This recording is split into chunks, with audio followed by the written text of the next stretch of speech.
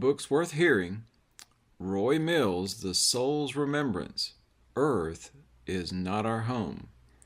Chapter 5, Heavenly Reminders. Even though I was becoming more earthbound in my thinking, I never forgot that I came from heaven. Often I would drift off to sleep at night thinking about my pre-birth memories, especially when things got real bad or I had a problem I couldn't solve. And occasionally I would be reminded in dramatic ways of where I'd come from and where I would return to after this life is over. One warm, sunny day in mid-June, when I was out of school for the summer, my Uncle Josh and I got up early, and as soon as we finished breakfast, we hurried out of the house before Mama could give us some chores to do. My Uncle Josh was only a few years older than me. I was 7, and we lived in the same house. That morning we set off down the road toward the pond, taking our time and enjoying the sunshine. We were always barefoot in the summer, and as we talked, we slid our feet along, letting the dirt and sand scoot up between our toes. We fooled around at the pond for a while, skipping rocks on the water, before deciding to head back up to the house. Along the way, Josh had an idea, and he told me to wait in the barn while he ran into the house for a minute. I had no idea what he was up to, but I did what he asked anyway. A few minutes later, he returned to the barn with a smile on his face and carrying something. He glanced around to make sure we were alone, and then pulled out a brand new box of cherry cough drops from the pocket of his overalls. The cough drops belonged to Mama, and Josh had taken them from the spot where she kept them on the fireplace mantel. Because we were so poor, candy was a luxury I rarely got to enjoy. Cough drops weren't exactly candy, but they were as close as we had come in a long time. I knew Mama would beat our butts if she knew we had them, but it was one of those lazy summer days that was just perfect for getting into mischief, and the thought of sweets was just too good to resist. Josh told me to hold out my hands, and he ripped open the box and poured half the drops into my open palms. I just stared at the cough drops for a minute because I couldn't believe my eyes. There were 20 or more of them in my hands. It was too good to be true. I was so excited that I put all of them into my mouth at one time. Ironically, shortly after I put the cough drops in my mouth, I suddenly had to cough. And when I did, those cough drops were sucked down into my windpipe, where they became lodged. My breath was all but cut off, and I began making a high-pitched wheezing sound as I tried to breathe. Josh thought I was clowning around like I usually did, and he started laughing. But when he saw the look of terror on my face, he realized I was choking and jumped to my rescue. He started pounding on my back, but each blow only jolted the cough drops farther down my windpipe, cutting off even more of my air. Pretty soon, I could hear my heart pounding in my ears, louder than Josh's pounding on my back. It got harder and harder to breathe. My vision started to blur, and my strength was rapidly draining away. I panicked and raced out of the barn, heading for the house. Mama was sweeping the front porch, but I didn't say anything to her. I was too scared and confused to try and tell her what was happening, and I knew she would be mad. I just flew past her into the house. After seeing me so upset, she dropped her broom and went running toward the barn, yelling for Josh. I guess she thought I was crying because something had happened to him, or maybe she thought he had done something to me. I was barely conscious and didn't know what to do, so I ran straight to my hiding place in the back room. When I had problems, I hid under the bed to be alone. There, I would think about my pre-birth memories, which always calmed me. I crawled under the bed and slid over next to the wall. As soon as I did, a feeling of great peace and calm came over me, replacing the fear and panic of the last few minutes. I suddenly knew that everything would be all right. Even though I still couldn't breathe, my pain was gone, and I no longer felt the overwhelming need to fight for breath. Instead, all I wanted to do was go to sleep. As I lay there experiencing these feelings of tranquility and contentment, a light as bright as the sun began shining in my eyes. It was a brilliant white light that almost filled my entire field of vision. And I remember thinking, how in the world is the sun shining all the way through the top of the house and through the bed? The light began to rotate and slowly assumed the shape of a tunnel opening, like the top of a bright, white, glowing tornado. I felt great power coming from inside the light, and it made the sound of faint, rolling thunder as it rotated. It wasn't long before I completely forgot about my physical body and the physical world. I heard a soft voice saying, "Enter into the light." For some reason, maybe because I was in such awe of what was happening, I hesitated. "Step into the light," the voice said again. This time, I stepped forward. As soon as I did, I heard the sound of countless, tiny chimes that seemed to beckon me deeper into the glowing tunnel. I followed their call and was lifted as if by gentle, unseen arms and carried through the tunnel by a mighty wind. I reached heaven quickly, and the tunnel disappeared as suddenly as it had appeared, leaving me standing in front of the huge, bright light. Standing there, engulfed by the light, I was filled with a feeling of absolute, unconditional love, and I saw an angel step out of the light. I recognized her. It was my beloved angel guide. She was wearing a long, white, glowing robe. "I'm glad to be back," I said, overjoyed to see her. I had not looked at her beautiful face since she'd waved goodbye as I was leaving heaven. "It's good to see you again," she replied, smiling. I had missed her sweet smile over the last 6 years.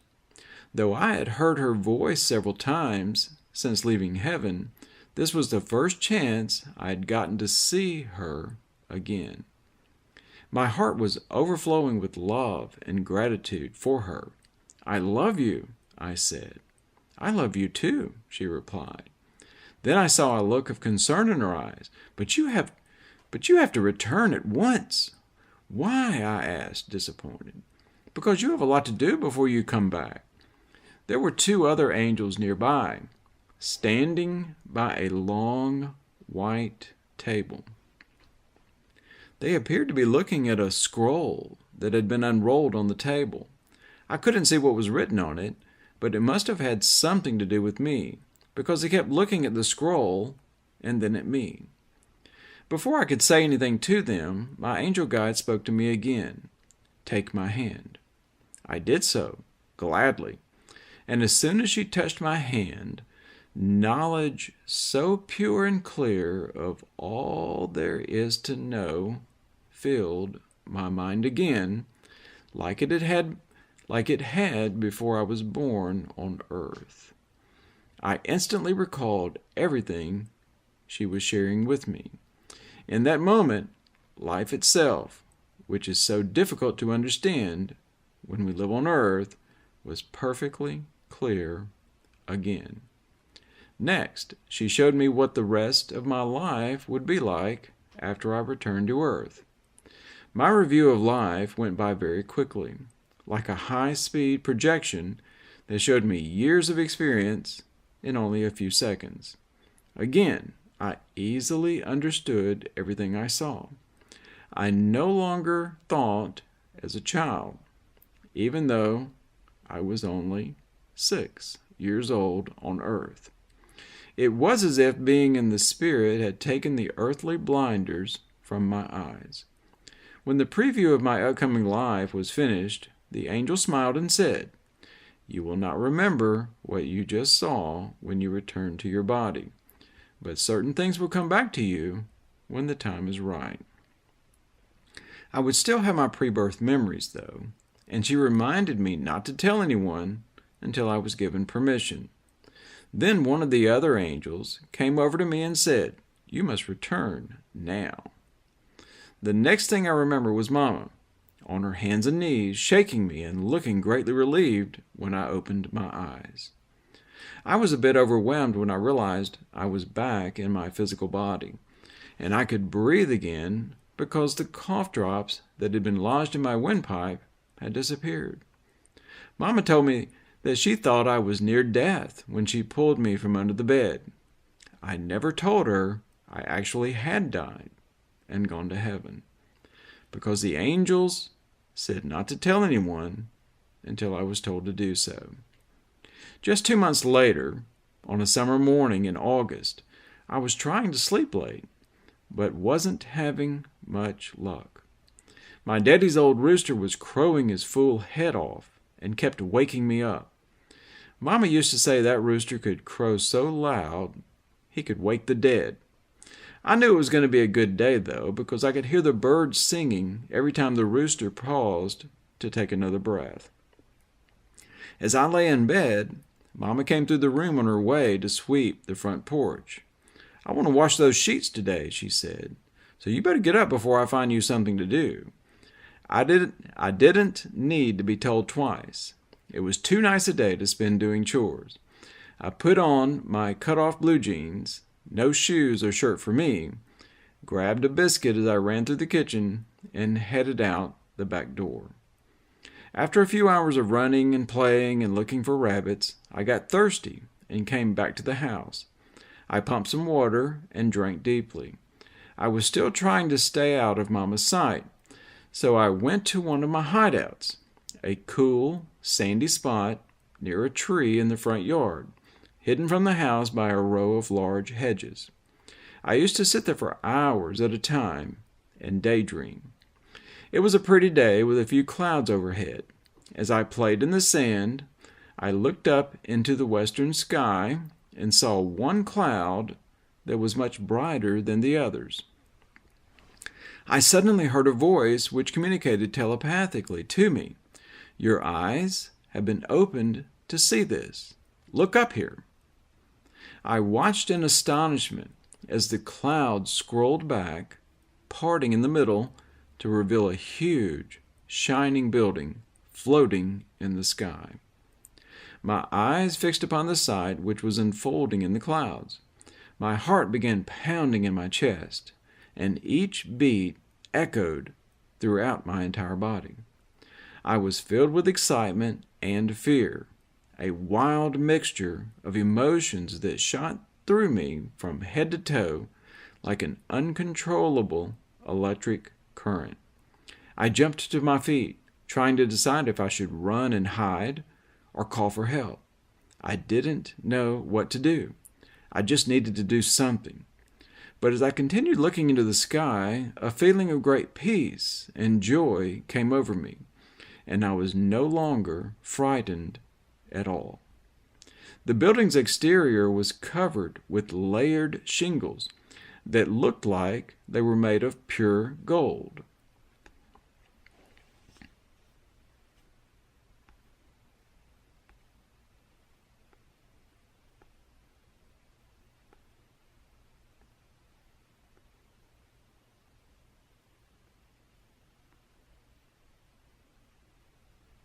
and light spun together. Oh, you have to love computers. The building's exterior was covered with layered shingles that looked like they were made of pure gold. Drops that had been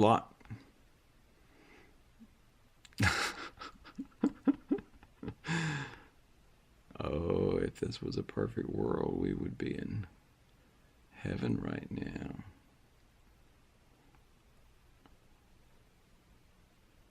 Well, thank God heaven exists, and this does one day end. But until then, I give up. And light spun together, and this building was huge, bigger than a football field. It must have been at least 600 feet long, 400 feet wide, and 50 feet high. It had rounded corners, a gleaming roof, and a wide, recessed door at the end that faced me. Every part of it shone with a brilliant, heavenly light, the most magnificent light I've seen while on earth. At first, the light was so bright that it was difficult to make out smaller details clearly, but the structure began to descend slowly, moving closer until it looked as if it were only a few hundred yards above and in front of me. It came so close that I could see angels standing on a platform in front of the door. There was a cloud directly above the building, and I saw an angel descend gracefully from the cloud and go inside.